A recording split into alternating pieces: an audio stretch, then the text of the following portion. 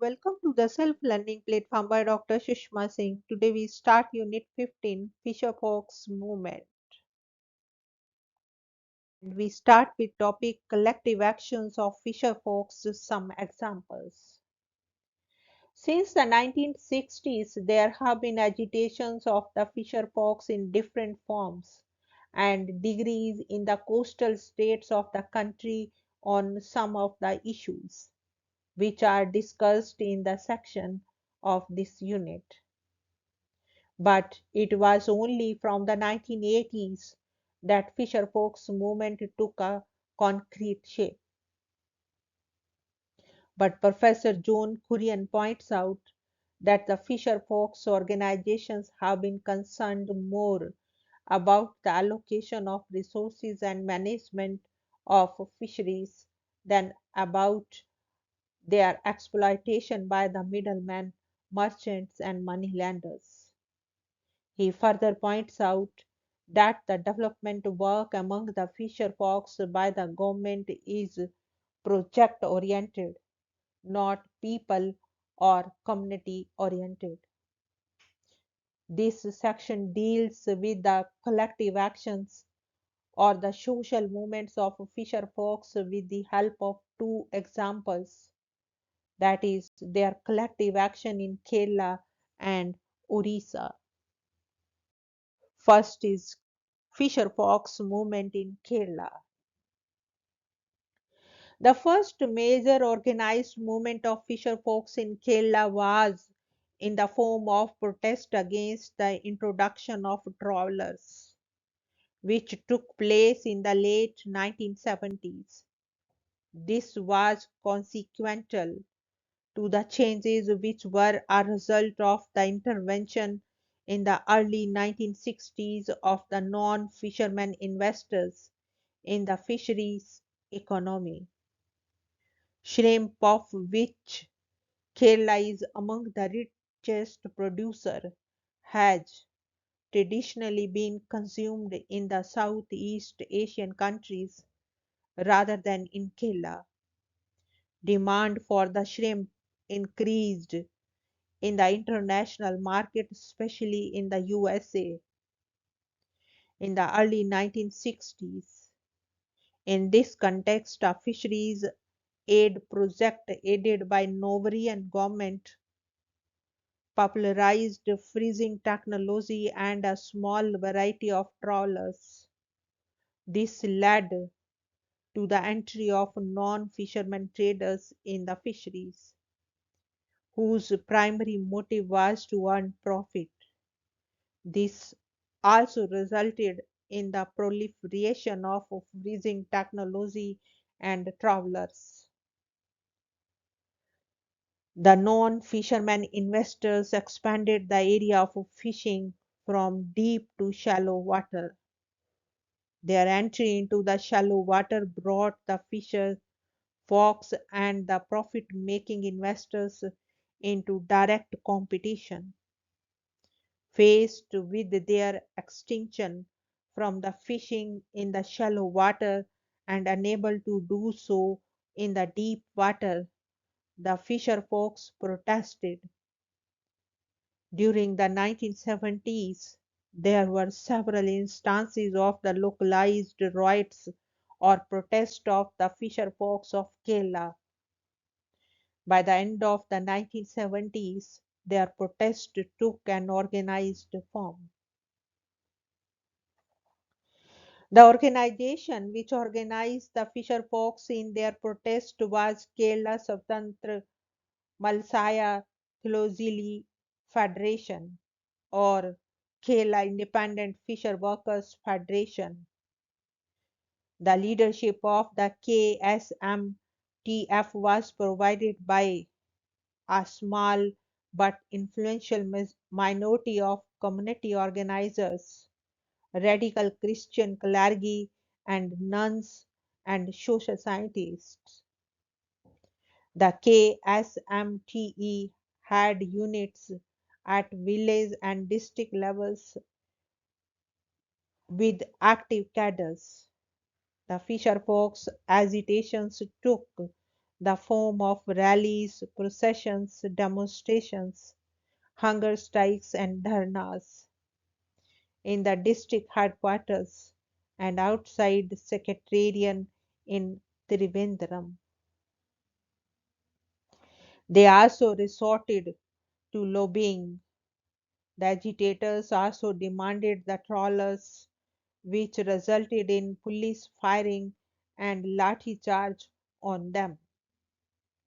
Against in 1981, the KSMTF organized demonstrations in 1981 at the focal points of the 600-kilometer coastal lines in order to catch the attention of the policy makers and planners. The demonstration saw the participation of all age groups, which included a large number of women. The main demands of the agitators included exclusive fishing zone for the small-scale fisher folks, a closed season for the trawling operation during the monsoon months of June to July, a total ban on the purchase senior operations, and other demands for greater welfare measures for fish workers, as their traditional rights to the sea, value system, and the technologies have undergone changes to their disadvantage, and as they were denied their rights to sell, fix price, and distribute the fish in the market in the post-independence period. The fisher folks organizations also demanded that their indigenous values, technologies, and rights be restored. The movement met with the resistance of the lobbies of the investors, intermediaries, and trawlers, boat owners associations. One result of the movement was passage of the Kerala Marine Fisheries Regulation KMFR Act 1981 for regulation of harvesting zones.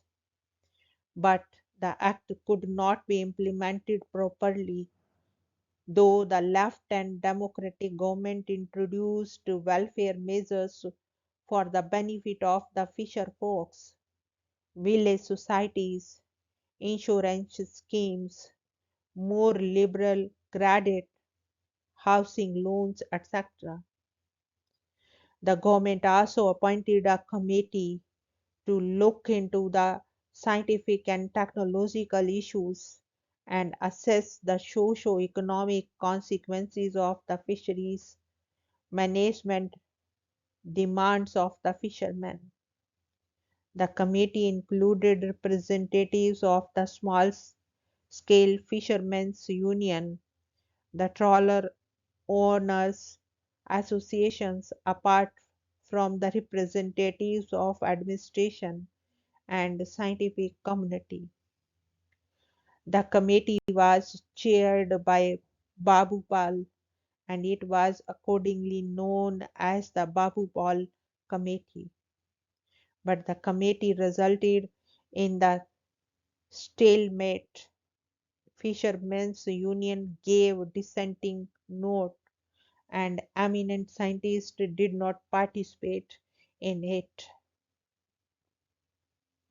The fisher folks' problems could not be solved by the legislative, administrative, and political steps of the government. The KSMTF again announced launching of the monsoon movement in 1984. It raised the same demands again which were raised in the 1981 agitation. Though the movements adopted peaceful methods of mobilization and occasions, it resulted into the clashes between fisher folks and police.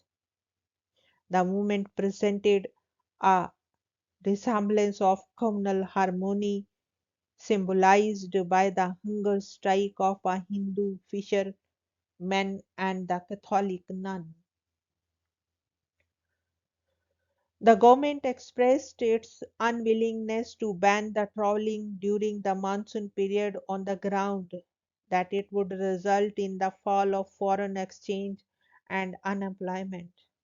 But the NFF suggested banning of the trawling during monsoon on experimental basis. It suggested that the help of the FAO Fisheries Division be sought for providing expertise to ban trawling on experimental basis. Rather than to accept the suggestion, the government appointed another three-member committee headed by A.Z. Kalavar committee to look into the management issue. Submitted in 1985, Kalavar committee did not approve the ban on shrimp harvesting during the monsoon, but it suggested the reduction in the size of the trawler fleet to half of its existing strength.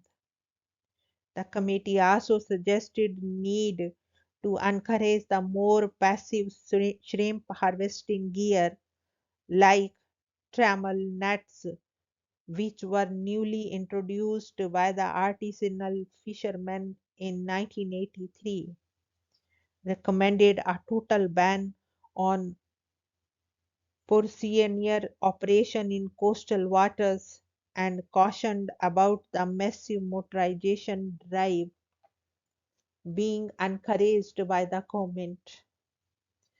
The recommendations of the Kalavar Committee by and large remain unimplemented, made by the frequent changes of the government in the states. Towards the end of the 1980s, the KSMTF took up new demands. Only active fishermen should be given ownership of fishing assets, asking the government to take legal action against the trawlers, purchasers under the KMFR Act. Women played very significant role in the fisher folk movement in Kerala. In fact, it were the women fish vendors of Trivandrum district who had launched an agitation in 1979 to demand statutory right to use public transport. As a result, within 2 years of the agitation, the Fisheries Department introduced special buses for them, though their statutory rights were not accepted. In 1990s, the fisher folk movement achieved the national character. There was all India level opposition to the introduction of the modern technology, which got boost during the liberalization regime introduced by P.V. Narasimha Rao's government on the one of the issue which was opposed included DSF, deep sea fishing units. The NFR launched a national agitation through National Fishermen's Action Council against joint ventures of fishers. A Bandh was organized on 23-24 November 1994, which led to the closure of market and cessation of fishing. The NFACAJB also organized demonstration in the national capital, besides organizing Bandh's demonstration at the ports, etc. These actions caught the attention of the Government of India. The latter appointed a committee to review DSF policy in February 1994. This committee consisted of 16 members and was chaired by an retired IAS officer, P. Murari. Dissatisfied with the composition of the committee, Thomas Khochri, now as a leader of NFACAJB, set on an 8 days hunger strike. As a result, the committee was reconstituted with inclusion of fishermen's representatives, an increase in its strength of the committee up to 41. The Murari Committee, which submitted its report in 1996, made the following major recommendations: complete ban on fishing by foreign investors in Indian water by not issuing the new licenses and phasing out the old licenses. The government promised to disband the DSF policy of 1991 and take steps to protect the traditional fisher folks. The NFF 1997 continued to mobilize the fisher folks throughout the 1990s and the beginning of this century in different ways, aiming at generating consciousness among them. During the recent years, fisher folks movement in Kerala got linked with the international movement of fishermen in the sense that the issue raised by it were framed in the light of the report of the International Conference of Fish Workers and their supporters ICFS held in July 2005. These included the familiar issues: participation of the fisher folks in the fisheries and their management, sale and processing of the harvested catches, which were raised even earlier. The ICFS also recommended to the national government to associate local fishermen's organizations or fishing communities in devising and implementing regulatory measures, but with the possibility of their effective control. Next topic is fisher folks movement of Chilika Lake, anti-prawn culture agitation. Chilka Lake was a reference point of the fisher folk movement in 1999. Chilka Lake, known for the largest brackish water in Asia, is a source of livelihood to the large number of the fisher folks of Orissa.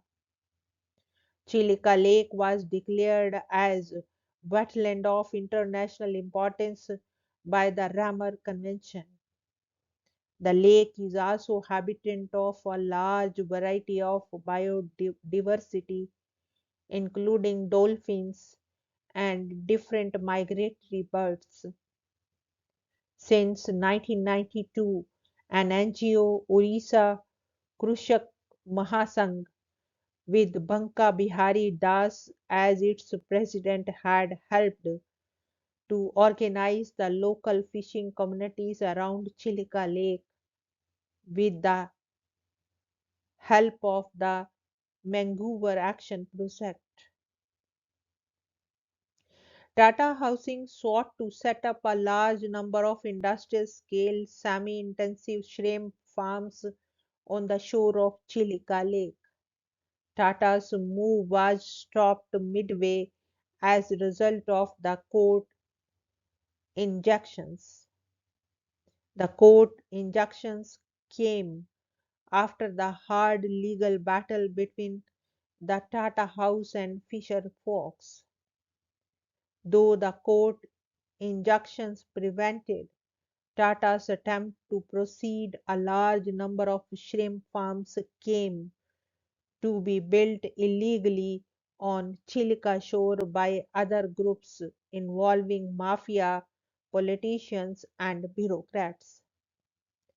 The fisher folks launched an agitation against the shrimp farming in the Chilka Lake in 1999 May July.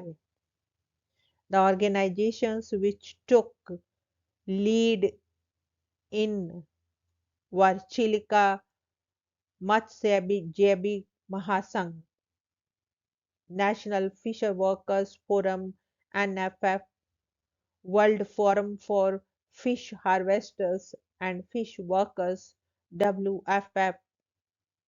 A large number of fisher folks participated in the agitation on June 11, 1999. The agitation took a violent turn, resulting in police firing in which four fisher folks were killed and 13 were seriously injured. The fisher folks destroyed a large number of prawn farms. They formed a human wall to prevent the movement of vehicles into cities, stopped the trains. The Bandh saw maximum success in Bhubaneswar. Now, the summary of the unit. To sum up, the fisher folks form a large section of Indian population, especially in the coastal states West Bengal, Orissa, Andhra Pradesh, Kerala, Tamil Nadu, Maharashtra, Gujarat, etc. They contribute enormously to the domestic and international economy. They consist of diverse social and cultural groups belonging to three major religions: Hindu, Islam, and Christianity. In terms of economic categories, there are broadly three groups among them: those who own their own vessels and use them for fishing, those who do not own vessels but work on the boats and trawlers of other fisher folks, and those who own boats and travelers and employ other fisher folks. The third category also consists of the known fisher folks, traders, politicians, and money lenders. The fisher folks are subject to the exploitation by the money lenders and traders. They are also worst sufferers of the natural disaster like flood, typhoons, and tsunami. Since the 1990s, they are facing the stiff competition with the mechanized boats and travelers. As a result of the liberalization policy introduced by P.V. Narasimha Rao government, though the fisher folks have a large number of problems, the issues on which they have been mobilized into the collective actions are related to their participation in the fisheries and their management and protecting them from the competition with the mechanized boats and travelers. The fisher folks have been mobilized into collective actions from the 1960s onward. Although fisher folks movements have been noticed in other states also, it is in Kerala that they have been most organized and sustained. It has been possible due to efforts of their leadership and organizations. Both the leadership and organizations have been existing at the district, state, and national level. In 1978, different fisher folks unions formed a confederation known as the National Fishermen's Forum (NFF). The leadership to the fisher folks, especially in Kerala, has largely been provided by the church fathers, nuns, social activists, intellectual academic activists. Their collective actions have involved demonstrations, dharnas, and hunger strikes. On several occasions, their agitations resulted in violence. The government responded mainly with the appointment of commissions. The recommendations of the commissions have generally remained unimplemented. Nevertheless, the fisher folks movements have made significant contribution to the social movements in the country. Here we want to wind up this lecture and we have come to the end of the unit. Thank you so much for your attention.